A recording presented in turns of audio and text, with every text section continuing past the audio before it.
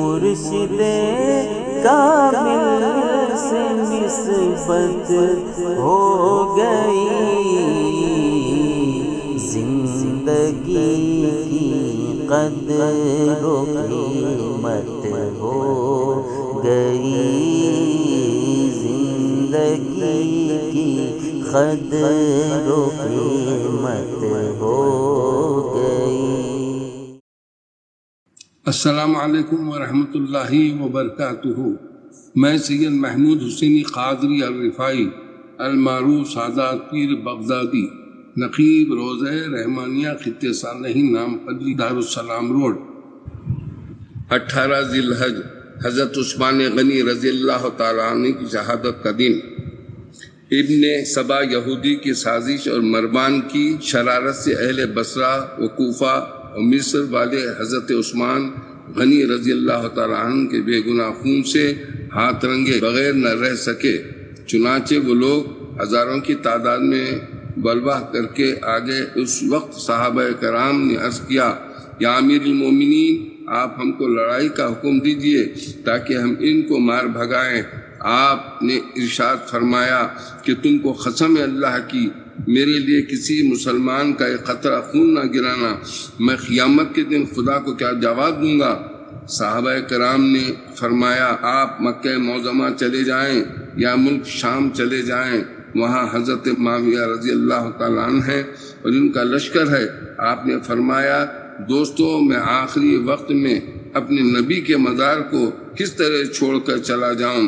ہاں، مسجد نبوی میں چلتا ہوں اور ان لوگوں سے پوچھتا ہوں کہ تم بلا وجہ مجھے کیوں قتل کرنا چاہتے ہو؟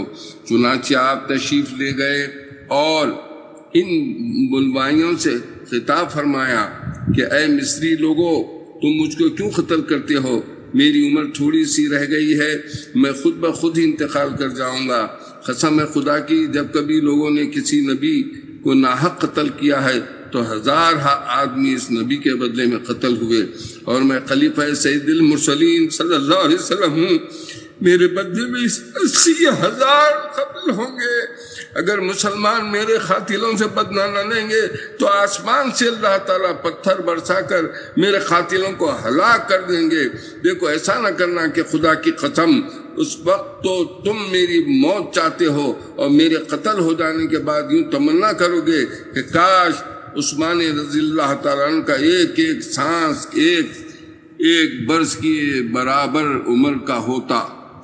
50 دن تک حضرت عثمان رضی اللہ تعالیٰ عنہ اسی مکان میں قید رہے اور اس عرصے میں برابر روزے رکھتے رہے۔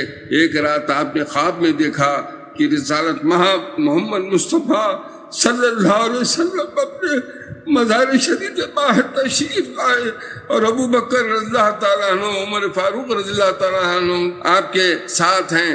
حضرت عثمان غنی کے پاس آئے اور فرمایا، اے عثمان غنی، کیا تمہیں پیاس بہت لگی ہے؟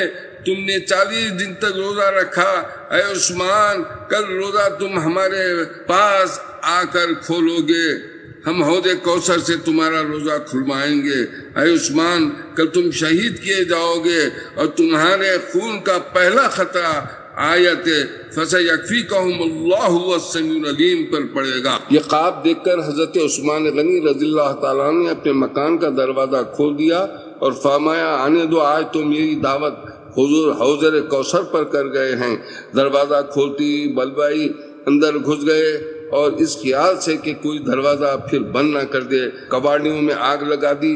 دروازے کے اوپر چھپڑ پڑا تھا، اس کو بھی آگ لگ گئی۔ گھر والے گھبرا گئے، مگر حضرت عثمان اللہ تعالیٰ عنہ اس وقت نماز پڑھتے تھے اور سورہ طٰہٰ شروع تھی، مگر گھر میں آگ لگ رہی تھی، مگر نماز یا قرآت پڑھنے میں ذرا بھی فرق یا لکونت نہ تھی۔ یہاں تک کہ نماز سے آپ فارغ ہوئے، قرآن منگوایا، کھولا، سامنے رکھا، وہی آیت نکلی۔ ایک آدمی آپ کے قتل کے ارادے سے آپ کے پاس آیا، آپ نے فرمایا تو مجھ کو قتل نہ کر، کیونکہ نبی علیہ السلام نے تیرے لیے دعا کی تھی کہ اللہ تجھ کو عثمان غنی کے خون میں ہاتھ رکھنے سے بچائے، کیا تو میرے نبی کی دعا کے خلاف کرے گا؟ اس شخص نے یہ بات سنتے ہی توبہ کر لی، پسینہ آیا اور شرمندہ ہو کر گھر سے نکل گیا۔ حضرت عبداللہ بن سلام رضی اللہ تعالیٰ عنہ اس موقع پر آئے اور فرمایا ظالموں خبردار عثمان کا خون نہ کرو، دیکھو اللہ تعالیٰ ایک عثمان کے بدلے 80,000 کو قتل کرے گا۔ اس وقت تک مدینہ منورہ کی حفاظت فرشتے کرتے ہیں، جس وقت تم عثمان غنی کو قتل کرو گے فرشتے چلے جائیں گے۔ ایک ظالم بولا او یہودی بچے تو کیا جانے، جا اپنا کام کر۔ حضرت عثمان رضی اللہ تعالیٰ نے فرمایا کہ تم صبر کرو۔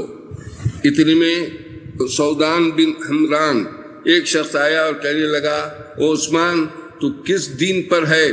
آپ نے ارشاد فرمایا میں دین محمدی صلی اللہ علیہ وسلم پر ہوں۔ اس نے بڑے زور سے آپ کا گلا گھونٹا، پھر ایک اور ظالم آپ کے پاس آیا اور آپ کے چہرے پر تماچا مارا اور تلوار آپ کی جانب اٹھائی۔ آپ نے ہاتھ سے تلوار کو روکا، ہاتھ کٹ گیا۔ فرمایا یہ وہ ہاتھ تھا جو وہی لکھا کرتا تھا، آج یہ راہ مولا میں کٹا ہے۔ یہ وہ ہاتھ ہے جس نے سید المرسلین کے ہاتھ پر بیعت کی۔ جس دن سے یہ ہاتھ نبی کے ہاتھ سے ملا تھا کسی گندی چیز کو اس ہاتھ نے نہ چھوا تھا۔ لوگوں ذرا اس ہاتھ کو اچھی طرح دفن کرنا۔ اس ظالم نے کہا بلوائن نے اپنے مددگاروں کو فرمایا میرا جو مددگار ہے میرے پاس ہے۔ پھر ایک اور ظالم آیا، اس نے 3 زخم آپ کے ماتھے پر اور 3 چھاتی پر برچی کے نوک سے کیے۔ اس وقت جب جو قرآن شریف سامنے رکھا تھا اور اسے آپ پڑھ رہے تھے، اس پر پہلا خطرہ آپ کے خون کا جو پڑھا وہ اس آیت پر پڑھا فَسَيَكْفِيكَهُمُ اللَّهُ هُوَ السَّمِيعُ الْعَلِيمُ پر۔ اے عثمان غنی رضی اللہ تعالیٰ عنہ تیرا بدلہ دینے کو تیرا اللہ کافی ہے۔ آپ اشہد ان لا الہ الا اللہ وحدہ واشہد ان محمد عبدہ ورسولہ کہتے ہوئے زمین پر گر پڑے۔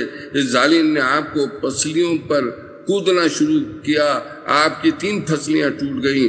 ظالموں نے آپ کے ازواج کا زیور اتارا اور گھر کا سب اسباب لوٹ لیا۔